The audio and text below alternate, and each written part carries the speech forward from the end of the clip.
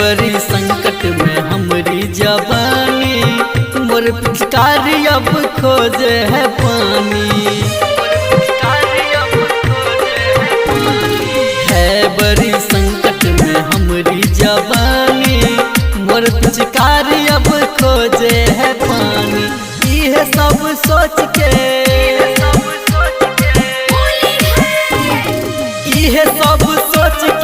इहे सब सोच के ए भैया हमर बुरा हाल हुई है।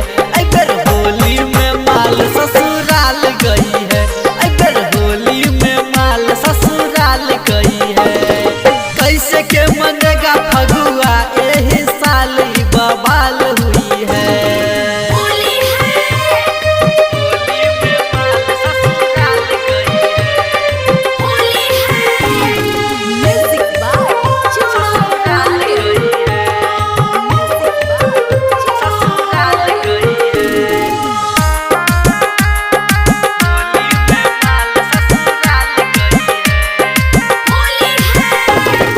माल बिना फगुआई लागे खाली खाली, एकरा में डाली ना है सरहज न शाली।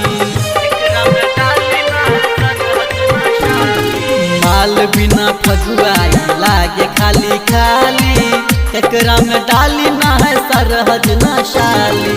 कैसे